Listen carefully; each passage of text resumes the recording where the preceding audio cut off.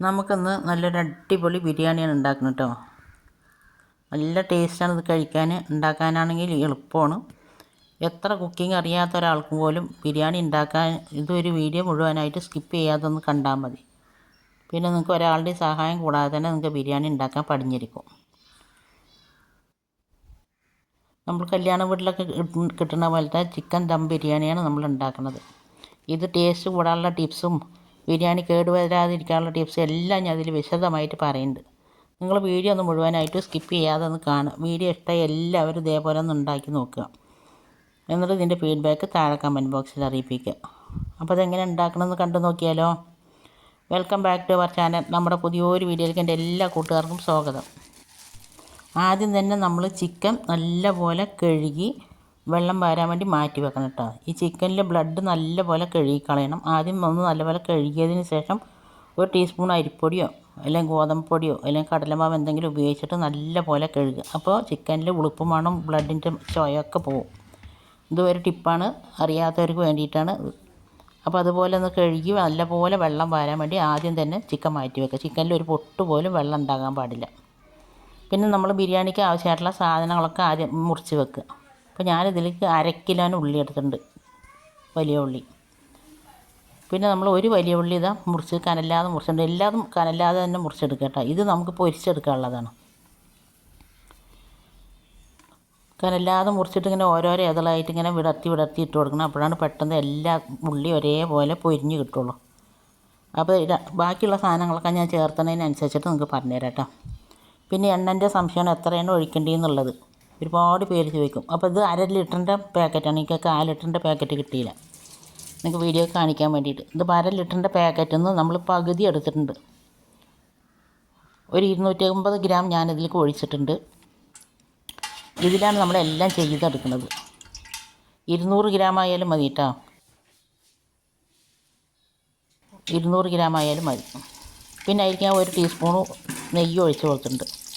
നെയ്യ് ഒഴിച്ച് കൊടുത്തിട്ട് നല്ലപോലെ ചൂടായതിന് ശേഷം ഹൈ ഫ്ലെയിമിൽ തന്നെയാണ് നമ്മൾ ഒരു ഉള്ളി പൊരിക്കാനുള്ള ഉള്ളിയാണ് ഇതിലേക്ക് ഇട്ട് കൊടുത്തിരുന്നത്. ഹൈ ഫ്ലെയിമിൽ നല്ലപോലെ എണ്ണ ചൂടായതിന് ശേഷം ഉള്ളി ഇട്ട് നല്ലപോലെ ഒന്ന് പൊരിച്ചെടുക്കുക. ഇനി അറിയാത്തവർക്ക് വേണ്ടിയിട്ട് ഞാൻ പറഞ്ഞുതരാം. ഇത് ഉള്ളി നല്ലപോലെ ഇടുമ്പോൾ എണ്ണയ്ക്ക് നല്ല ചൂട് വേണം. ഉള്ളി ഇട്ടതിന് ശേഷം നല്ലപോലെ ഒന്ന് മയങ്ങി വരുന്ന സമയത്ത് നിങ്ങൾ മീഡിയം ഫ്ലെയിമിലിട്ടിട്ട് ഉള്ളി പൊരിച്ചെടുക്കുക. ഇതേപോലെ കളറാകുമ്പോൾ കോരിയെടുക്കുക. ഒരുപാട് ഗോൾഡൻ കളറാകട്ടെ പറഞ്ഞിട്ട് നിൽക്കരുത്. ഇതേപോലെ ആകുമ്പോൾ തന്നെ കോരിയെടുക്കുക. കോരിയെടുക്കുന്ന സമയത്ത് ഹൈ ഫ്ലെയിമിലിട്ടാലും മതി. അതറിയാത്തവർക്ക് വേണ്ടിയിട്ടാണ്. കുറച്ച് നേരം ആകുമ്പോഴേക്കും ഇതാ നമ്മുടെ ഉള്ളിയൊക്കെ നല്ലപോലെ ഗോൾഡൻ കളറായിട്ട് തന്നെ കിട്ടും കേട്ടോ. എന്നിട്ട് കോരി എടുത്തു കൂടുമ്പോൾ തന്നെ നല്ലപോലെ അത് വിടർത്തിയിടുക, അല്ലെങ്കിൽ ഉള്ളി തമ്മിൽ ഒട്ടിപ്പോവുള്ളൂ. അതിന് ശേഷം ഇതിലേക്ക് കുറച്ച് അണ്ടിപ്പരിപ്പും മുന്തിരിയും ഒന്ന് വറുത്തെടുക്കണം.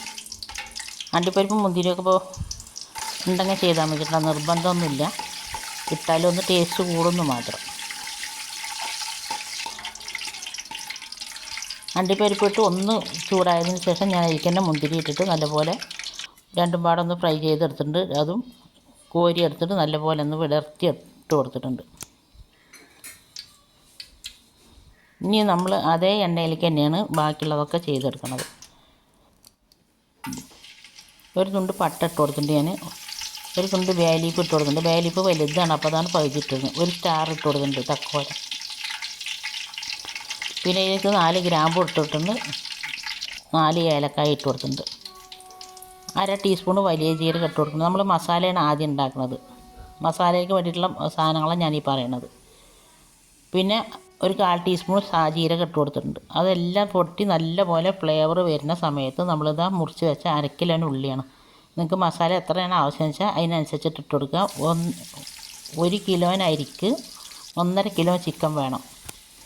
അപ്പോൾ അതിനുള്ള മസാലയാണ് ഞാൻ ഉണ്ടാക്കുന്നത്. ഞാൻ കുറച്ച് കൂടുതൽ മസാല ഉണ്ടാക്കുന്നുണ്ട്. 1.5 കിലോ ചിക്കൻ മസാല ഉണ്ടാക്കാൻ ഒരു 400 ഗ്രാം ഉള്ളി മതി കേട്ടോ.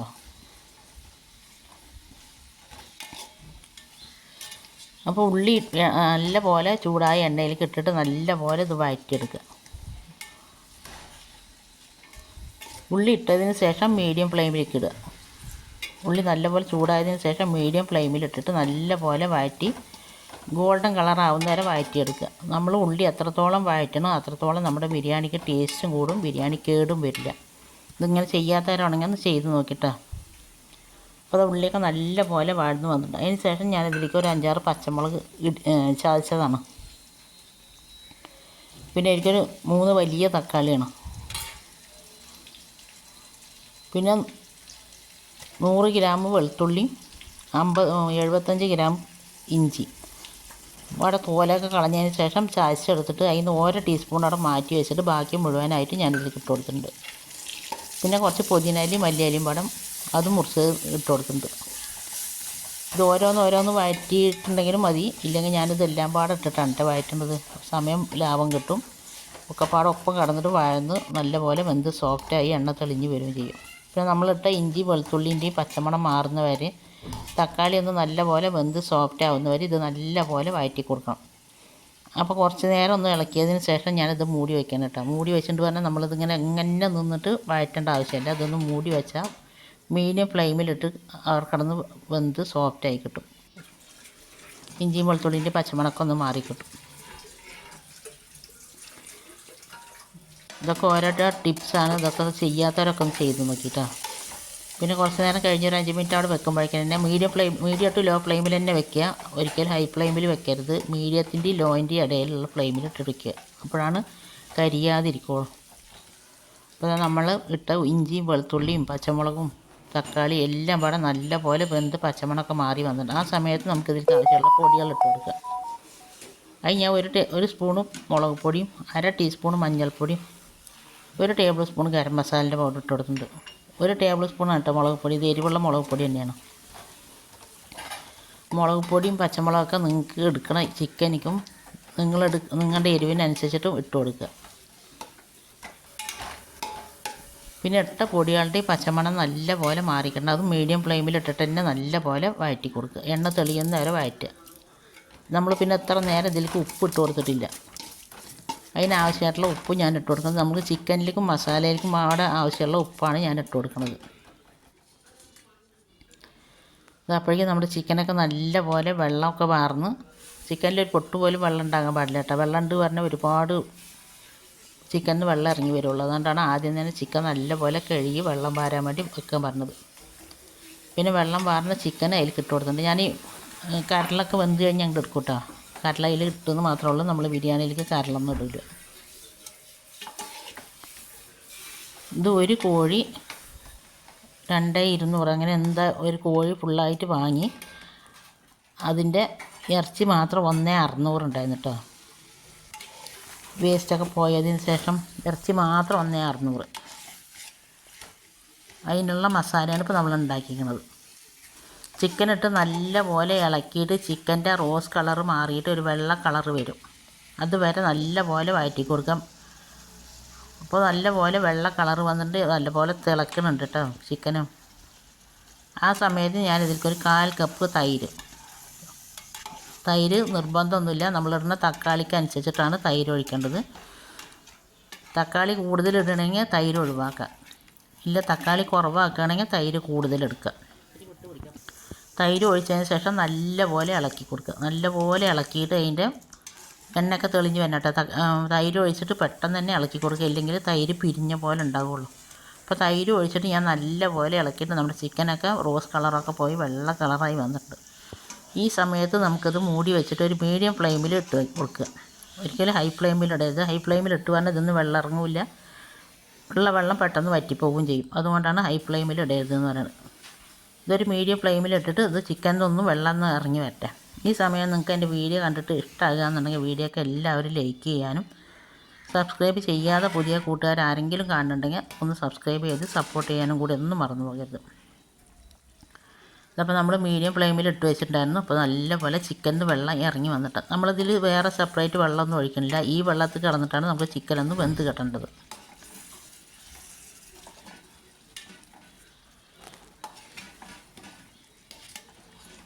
ഒരുപാട് കുത്തി ഇളക്കണ്ട കേട്ടോ. അത് നല്ലപോലെ ഒന്ന് ഇളക്കി കൊടുക്കുക. ചിക്കനിൽ വെള്ളം ഇറങ്ങിയതിന് ശേഷം നല്ലപോലെ ഒന്ന് ഇളക്കി കൊടുക്കുക.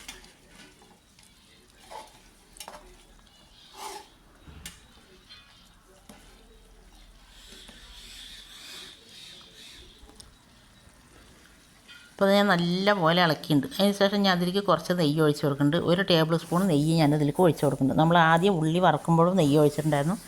ഇപ്പോഴും ഞാൻ ഇതിലേക്ക് 1 ടേബിൾ സ്പൂൺ നെയ്യ് ഒഴിച്ച് കൊടുക്കണം. നെയ്യ് കൂടി ഒഴിച്ച് കൊടുക്കുമ്പോൾ നമ്മൾ ബിരിയാണിക്ക് നല്ല മസാല ഉണ്ടാക്കുന്നത് നല്ലൊരു ടേസ്റ്റും ഫ്ലേവർ ആയിരിക്കും കേട്ടോ. എന്നിട്ട് അത് മീഡിയം ഫ്ലെയിമിലിട്ടിട്ട് തന്നെ നല്ലപോലെ ഇനി അത് വെന്ത് കിട്ടട്ടെ. വേകുന്ന സമയം കൊണ്ട് നമുക്കിതിലേക്ക് വേണ്ട അരി ഒന്ന് കഴുകി വെള്ളത്തിലിട്ട് വെക്കുക. അപ്പോൾ ഞാനിതിലേക്ക് 4 ഗ്ലാസ് അരി ഇട്ടിട്ടുണ്ട് കേട്ടോ. 1 കിലോന് അരിയാണ് അത്. ഈ ഗ്ലാസ്സിന് 4 ഗ്ലാസ് ഉണ്ട്. ജീരകശാല അരി പറഞ്ഞാൽ ഏതാണ് എന്നൊക്കെ ചോദിച്ചിട്ടുണ്ടാകുന്ന കുറേ കൂട്ടുകാർ. അപ്പോൾ അതാണ് ഇതാ ചെറിയ അരി കിട്ടണം. ഇതാണ് ജീരകശാല. ഈ അരി നല്ലൊരു മണം ഉണ്ടാവും. ഇതാണ് ജീരകശാല അരി കേട്ടോ. ബസ്മതി റൈസ് വലുതാണ്, ഇത് ജീരകശാല ചെറുതാണ്. ഇനി അത് വെള്ളം ഒഴിച്ചിട്ട് നല്ലപോലെ ഒരു 3-4 പ്രാവശ്യം നല്ലപോലെ കഴുകിയതിന് ശേഷം നല്ല വെള്ളം തെളിഞ്ഞ് വരും. ഒരുപാട് തിരുമ്പി കഴുകണ്ട, ജസ്റ്റ് ഒന്ന് കഴുകുക. ഒരു 3-4 വെള്ളം കൊണ്ട് കഴുകി കളഞ്ഞതിന് ശേഷം നല്ല വെള്ളം ഒഴിച്ചിട്ട് ഒരു 20 മിനിറ്റ് കുതിരാൻ വേണ്ടിയിട്ട് അവിടെ മാറ്റി വെക്കണം. അപ്പോൾ ഞാൻ നല്ലപോലെ 3-4 പ്രാവശ്യം കഴുകുന്നുണ്ട് കേട്ടോ. കഴുകിയതിന് ശേഷം വെള്ളം കളഞ്ഞിട്ട് ഇത് നല്ല വെള്ളം ഒഴിച്ചിട്ട് അവിടെ കുതിരാൻ വേണ്ടി അവിടെ മാറ്റി വെക്കുന്നുണ്ട്. ഒരു 20 മിനിറ്റ് നമ്മുടെ അരി കുതിർന്നാൽ മതി കേട്ടോ. ഒരുപാട് കുതിരേണ്ട ആവശ്യമൊന്നുമില്ല.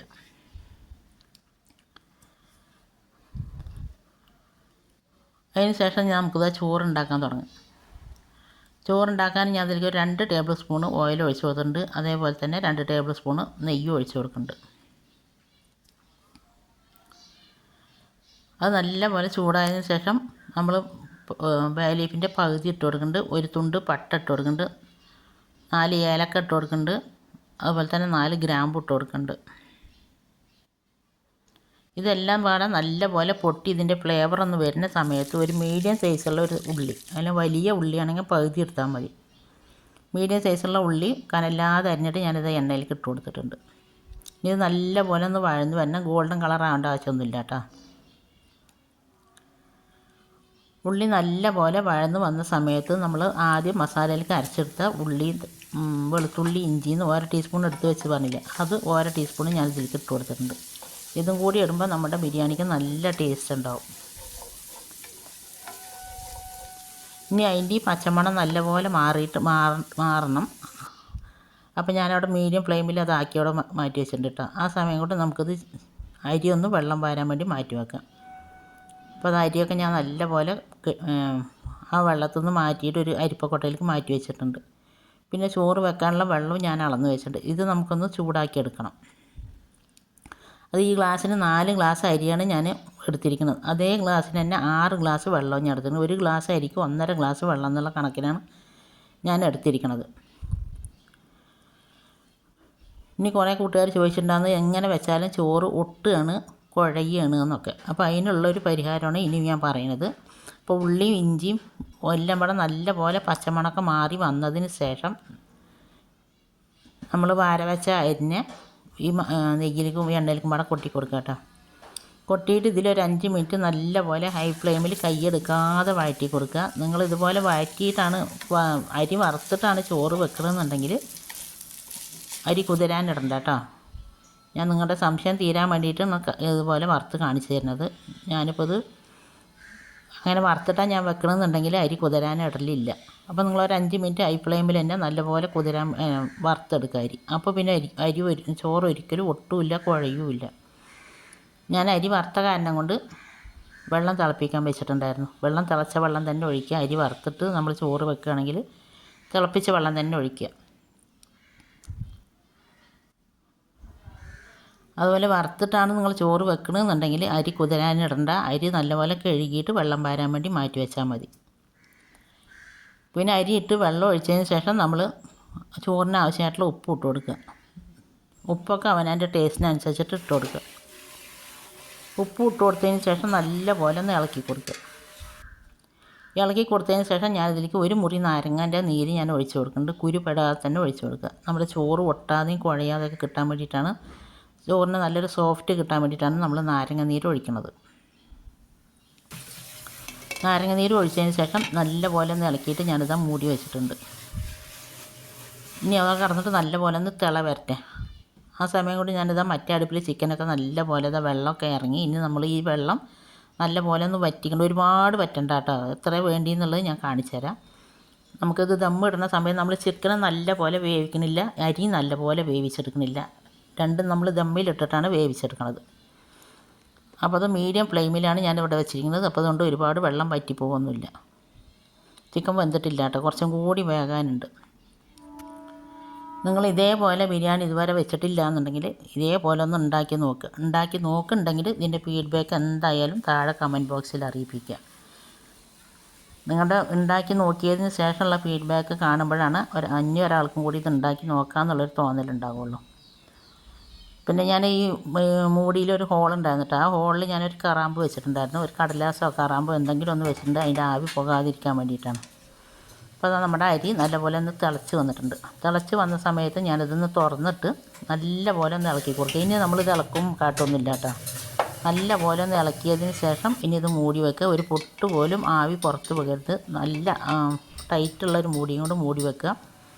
ഇങ്ങനത്തെ മൂടി തന്നെ വേണമെന്നില്ല, പരന്ന തട്ടൊക്കെ ഉണ്ടാവില്ല, അങ്ങനത്തെ മൂടി ആയാലും കുഴപ്പമില്ല. ഒരു 5-8 മിനിറ്റൊക്കെ ആകുമ്പോഴേക്കും നമ്മുടെ ചോറ് ഇതാ മുക്കാൽ വേവായി കിട്ടിയിട്ടുണ്ട്. ഒരു ചെറിയൊരു വെള്ളത്തിൻ്റെ ഒരു അംശം ഉണ്ട് കേട്ടോ. ചോറ് വെന്തിട്ടില്ല, അത് കാണുമ്പോൾ ചോറ് നീളം വെക്കുകയാണ്, വെന്തിട്ടില്ല. ഇനി നമുക്ക് അപ്പോഴേക്കും നമ്മുടെ ചിക്കനും നല്ല പോലെ റെഡിയായി വന്നിട്ടുണ്ട്. ഇതേപോലത്തെ മസാല വേണം കേട്ടോ, ഒരുപാട് വറ്റിക്കരുത്.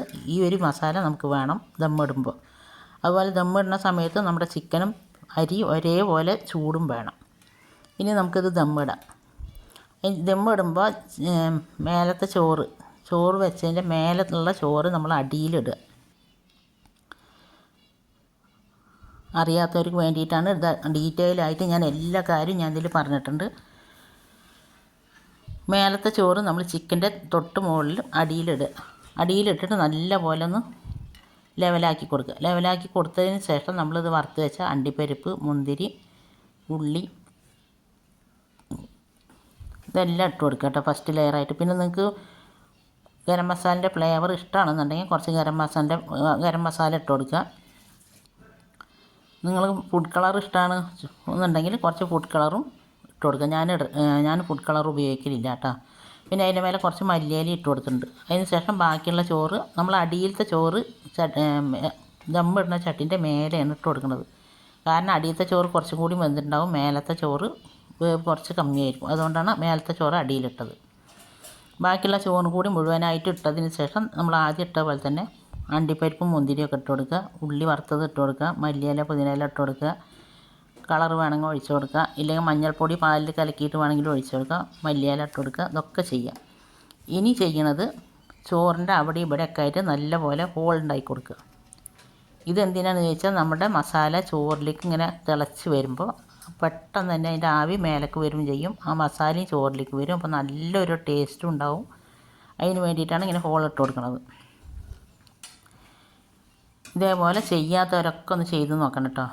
ഞാൻ ഈ പറഞ്ഞ എല്ലാ കാര്യങ്ങളും ഇതേപോലെ നിങ്ങളൊന്ന് ഫോളോ ചെയ്തിട്ട് നിങ്ങളൊന്ന് ബിരിയാണി ഉണ്ടാക്കി നോക്കി. ഇനി നിങ്ങൾക്ക് ഒരിക്കലും ഫ്ലോപ്പ് ആവില്ല. പിന്നെ അതിൻ്റെ മേലെ കുറച്ചും കൂടി നെയ്യ് ഒഴിച്ച് കൊടുക്കുക. നെയ്യ് ഒഴിച്ച് കൊടുത്തതിന് ശേഷം ഇനി നമ്മളിത് ആവി പോകാത്ത രൂപത്തിൽ തന്നെ മൂടി വെക്കുക. മൂടി വെച്ചതിന് ശേഷം അഥവാ നിങ്ങൾക്ക് ടൈറ്റുള്ള മൂടി ഇല്ല എന്നുണ്ടെങ്കിൽ അതിൻ്റെ മേലെ എന്തെങ്കിലും ഒരു കനം കയറ്റി വെച്ചാൽ മതി കേട്ടോ. ഇതിപ്പോൾ നല്ല ടൈറ്റുള്ള മൂടിയാണ്, അപ്പോൾ അതുകൊണ്ട് ഞാൻ കനമൊന്നും വെക്കണില്ല. അതിന് ശേഷം ഏറ്റവും ലോ ഫ്ലെയിമിൽ ഒരു അരമണിക്കൂർ അവിടെ ദമ്മിടുക. നമ്മുടെ ചോറും ഒന്നും കൂടി വേകാണ്ട് നമ്മുടെ ചിക്കനും ഒന്നും കൂടി വേകാണ്ട്. അപ്പോൾ ഒരു അരമണിക്കൂർ അവിടെ കിടക്കുമ്പോഴേക്കും നല്ല പോലെ അത് വെന്ത് കിട്ടും. പിന്നെ അരമണിക്കൂർ കഴിഞ്ഞതിന് ശേഷം ഞാൻ ഫ്ലെയിം ഓഫാക്കിയ ഉടനെ തന്നെ നിങ്ങളിത് തുറക്കരുത് കേട്ടോ. ഫ്ലെയിം ഓഫാക്കിയതിന് ശേഷം ഒരു അരമണിക്കൂറും കൂടി കഴിഞ്ഞതിന് ശേഷം മാത്രം ദമ്മ് തുറന്നാൽ മതി. അപ്പോഴാണ് നമ്മുടെ ചോറ് നല്ല കറക്റ്റ് ദമ്മായി കിട്ടുള്ളൂ. ഇപ്പോൾ ഇതാ ഫ്ലെയിം ഓഫാക്കിയതിന് ശേഷം അരമണിക്കൂറും കൂടി കഴിഞ്ഞതിന് ശേഷമാണ് ഞാനിത് തുറക്കണത്. കാണുമ്പോൾ തന്നെ അറിയില്ലേ, ചോറ് ഒന്നും മുട്ടിയിട്ടില്ല, വെന്ത് കുഴഞ്ഞു പോയിട്ടില്ല, ഒട്ടിയിട്ടില്ല, ഒന്നുമില്ല. നമ്മളിട്ട ചിക്കനും ഒരു പൊട്ട് പോലും വെള്ളമില്ലതാ. മസാലയൊക്കെ നല്ല പോലെ വെന്ത് നമ്മൾ ഫ്രൈ ചെയ്ത ചിക്കൻ ബിരിയാണി പോലെ തന്നെ നല്ല ടേസ്റ്റാണ് കേട്ടോ അത് കഴിക്കാനും.